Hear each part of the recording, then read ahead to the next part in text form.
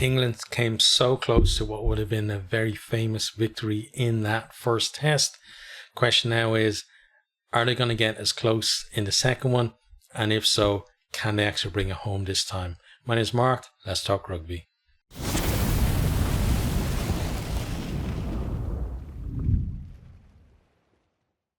Second test, New Zealand versus England. That first test was so close between them. Some decent intensity as well in it. It felt like that this test, the first test between these two, and that South Africa-Ireland one stood out compared to all the other tests that were on last weekend in terms of having that real intensity, between them. And it's not really surprising given that the teams involved are four of the top five in the world at the minute. New Zealand first win under Scott Robertson, his new era taking over there, and they're going to be happy with that. Steve Borthwick, a lot of positives taken from that first test, but gonna see now whether they can build on that and maybe get that win that eluded them last week. But this one is New Zealand versus England, so it's third versus fifth in the world. It's at Eden Park in Auckland, and it is an 8:05 kickoff BST. So if you're in Ireland or the UK, and that's your local time in the morning for you to watch it. Fortunately for me, I won't be able to watch it because I'm going to be in work at that time. So we'll just have to either watch it as live later on or catch the highlights somewhere. But either way, I won't be doing a review of the game in its entirety because I won't be able to watch it live. And I never want to go in to do a review where I know the result, which I probably will know the result of that game, because I'm sure they're going to mention it in somewhere in the coverage of South Africa versus Ireland second test, which is the first game I'm going to be able to watch on Saturday. So yeah, I'm going to do a preview, but I won't do a review. It will be included though in the full review of the weekend's test that I'll do probably on Monday. So that's this one. We're going to go quickly down through the teams and then come back and talk about each of the teams in a little bit more detail. So we start with the home team, New Zealand. So front row is, hang on, I just clicked the button that turned it off on me. Okay, there we go. So front row, Eden de Groot, Cody Taylor, Tyrell Lomax. Second row is Scott Barrett and Patrick Tuipulotu. The back row is Sami Penny Finau, Dalton Papilihi and Artie Savea. Halfbacks Finlay Christie and Damian McKenzie. Left wing is Mark Talea. Centres Jordy Barrett and Rico Ioane. Right wing Sevu Reece, and the fullback then is Stephen Perofeta. Okay, so on the bench then we have Asafo Amua, Ofa Tuingafasi, Fletcher Newell, Tupou Vai, Luke Jacobson, Cortez Ratima, Anton Leonard-Brown, and Bowden Barrett. Okay, so very strong team there from them. Then let's me pull up the England team. So front row for England is Finn Baxter, Jamie George, and Will Stewart. Second row, Mara Toji and George Martin. Back row, Chandler Cunningham South, Sam Underhill and Ben Earl. Halfbacks, Alex Mitchell and Marcus Smith. Left wing, Tommy Freeman. Centres, Ollie Lawrence and Henry Slade. Right wing, Emmanuel Feyo-Aboso. And fullback is George Furbank. On the bench then we have Theo Dan, Bevan Rod, Dan Cole, Alex Coles, Tom Curry, Ben Spencer, Finn Smith and Ollie Slightholme. Okay, so let's talk a little bit more about the All Blacks team first. So Eden de Groot, Coley Taylor and Tyrell Lomax, I would say, is pretty close to a first choice front row for the All Blacks at the minute. I'm pretty sure De Groot and Lomax got injured, during the World Cup or in the run up to the World Cup or whatever, because they were like the starting props in the Rugby Championship before the World Cup. But then I'm pretty sure both of them got injured at some stage during the World Cup. But Ethan De Groot, very impressed with him, as a kind of a youngish, at least from prop point of view, coming through there. And the guy's, really good scrummager as well, very kind of destructive in his scrummaging. And Lomax as well offers you good set piece, and both of them are kind of tidy around the park. Cody Taylor, very good around the park, and decent scrummager as well. I think from the All Blacks point of view, in terms of the front row, probably one of the best scrummaging front rows they've had in in a number of years. New Zealand never terrible, never bad like in the front row, because their depth of talent is just that good that it doesn't happen. But I think these guys, maybe I would say in terms of this All Black scrum compared to other All Black scrums, is probably more of a weapon for them than previous All Blacks ones, which would have been just solid, and preventing them from kind of being giving away penalties, opposition, that kind of thing. Whereas these guys, I think, go looking for penalties a little bit more. But yeah, all good around the park as well. Second row then, Scott Barrett has been there, a good while now. He's kind of one of the senior men in the team, and obviously that's why he is the captain as well. All Blacks kind of, going through a lot of captains in recent years. So, and a lot of people were talking about, especially kind of before the World Cup, of either Sabea maybe stepping up as captain, but he's vice captain at the minute. But I think Barrett, was a good choice for Robertson in terms of his captain. Then Tuipulotu, I thought, went well in the first test. So, I think he's going to be one of those ones where he's got a chance now to kind of cement himself in that second row and be there for years and years to come. Then the back row, Finau, Papali'i and Sabea. Sabea is just, he's one of those generational players who's just so good. He's no right to be that good. Similar to Dupont as well. Is that, like, you just look at the guy and think, how is he that good? Like, he never seems to have a bad game, in the test arena. So expecting that from him. And then it's, for the other two guys, it really is about, trying to prove that they're kind of long-term solutions in that back row alongside Sabea. So, again, not going to feel like the job is done. A lot of players that will want to put their hands up to be there for the long term, not just kind of have a couple of tests and then somebody else comes in maybe for the Rugby Championships and they get forgotten about. That's the way it works. I think a lot of the time New Zealand, especially in the back row, where there's just so many talented guys running around, that you can very easily find yourself going from being a starter to not even in the match day 23 to not even being included in a touring squad. Then you got halfbacks. Finlay Christie, we saw him kind of making his way through under the previous coaching team, and now he's got a chance now to potentially make the 9 jersey there his own, especially the same with Damien McKenzie. Damien McKenzie, a lot of times got 23 on his back, so he's getting a run now at 10. So we'll see how he goes in this, and hopefully he'll get to 10 jersey for the Rugby Championship as well, to give him a decent extended period in there and see how it goes for him. Kicking from the tee was a bit of an issue for him in the first test, and maybe they're going to look at giving somebody else a go from the tee in this one. We will have to see, or maybe he's going to get backed to kind of fix his issues for this one. So that'll be interesting to see. Mark Talea was a big threat on the wing. got his try, finished it very well.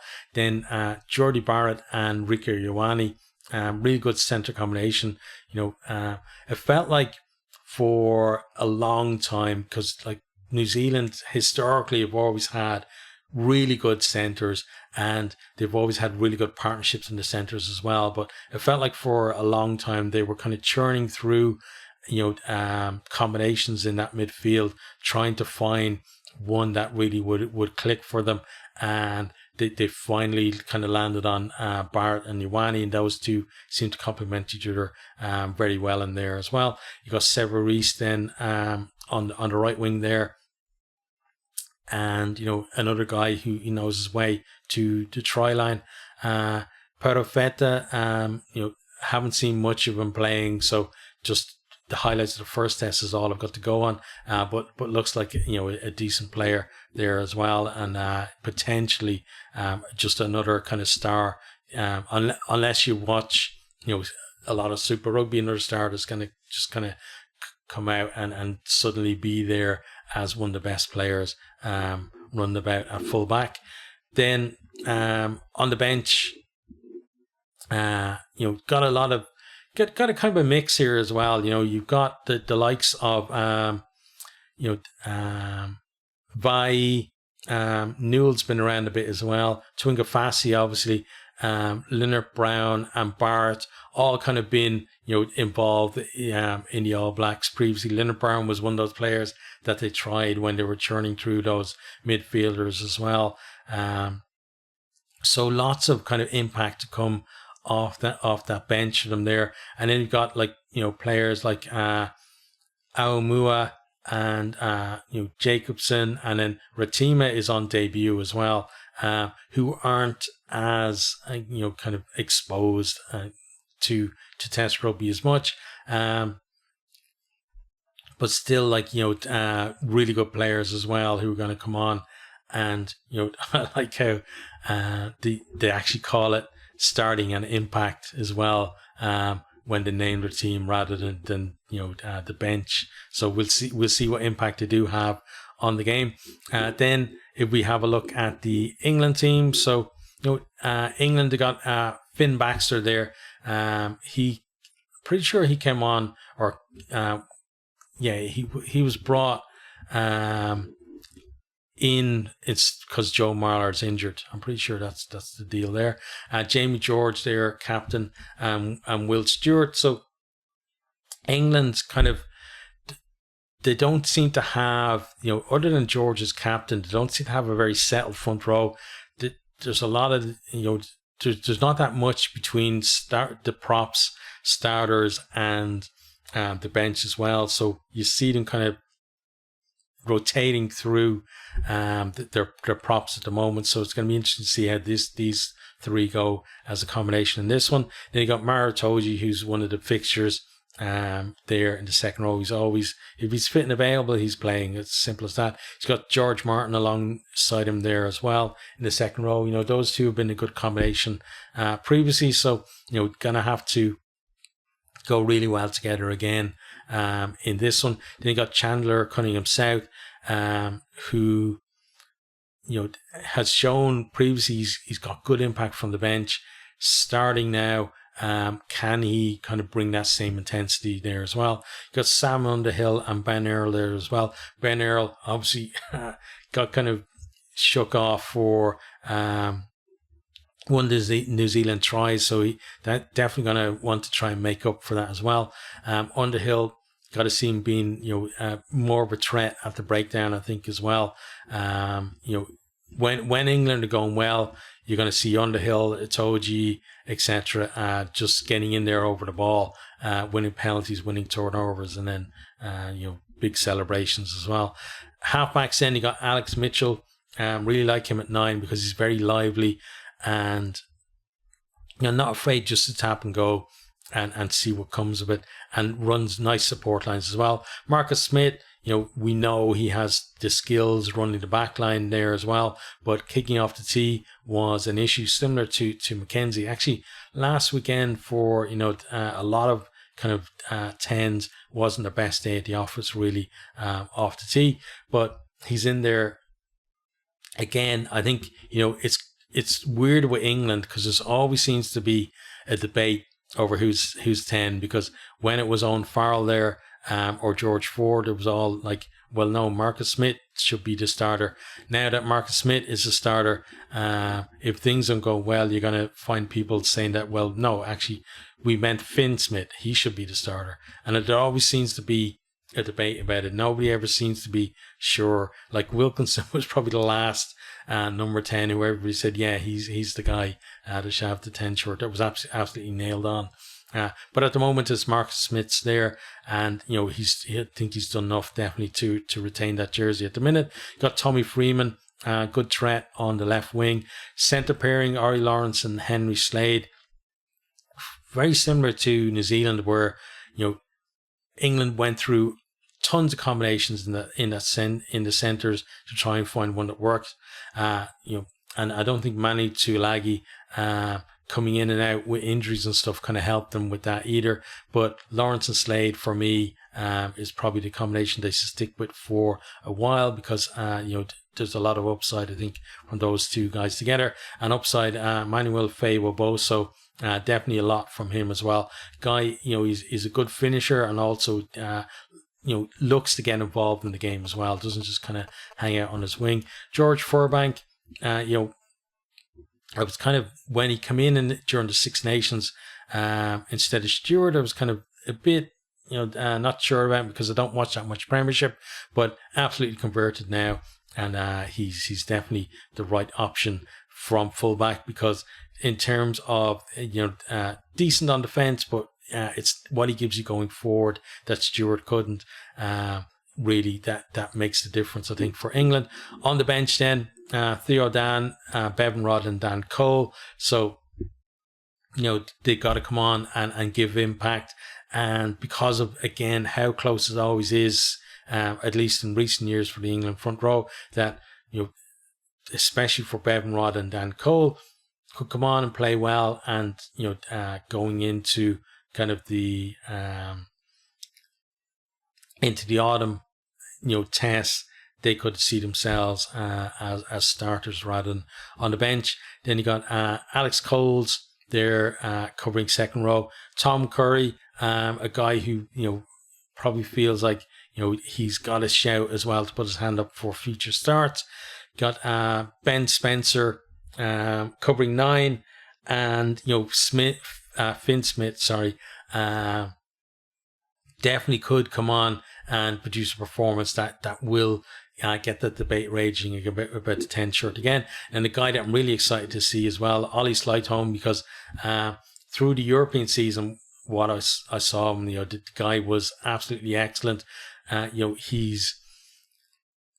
He's got that like finishing talent in terms of, if you get him the ball in any kind of space out in the wing, there's a genuine chance that he's going to score a try, because he has elusive stepping, but also he's got decent strength, decent awareness as well, to be able to get over the line more often than not when he gets in those positions. So when he steps up now to this level, especially against a team like the All Blacks, whether that's going to transfer in terms of his impact against higher quality players, we'll have to see. But yeah, excited to see him getting hopefully some decent minutes towards the end of this one to show what he can do, because the guy, he's one of those ones where when he gets the ball, people sit up and take notice as well. So I think two really good teams. England, they're one of those teams, compared them to like the other Northern Hemisphere teams, the likes of Ireland, especially like Ireland, Wales, and Scotland. I think in terms of their ability to go from one level and suddenly come up to a higher level. England certainly have a shorter lead time, I think, than those other teams. And sometimes it feels like it's just a case of, because they've got such a big pool of players, it's getting the right players, because a lot of players in the Premiership can look like absolute world beaters, and then you put them in a white shirt and they get found out. But then there's like 10 other guys that people are saying, well, no, that guy was crap, but this guy is actually good, so you need to try him. So they need to go through all those players. But it seems like they've found a decent core to their team now that has lifted them up to a higher level than we had seen kind of previous to the World Cup. So definitely a team on the up. Whether they can win the second test, though, is a big ask, I think, for them, because I think New Zealand, good hit out for them in the first test, but I think both teams definitely going to improve for this one. But I feel like the All Blacks are going to step up that little bit more and maybe have a bigger margin. Not a huge margin, but certainly a little bit more comfortable for them in the second test. So I'm going to go for a New Zealand win on that one. So let me know what you think about both teams and who you think is going to win.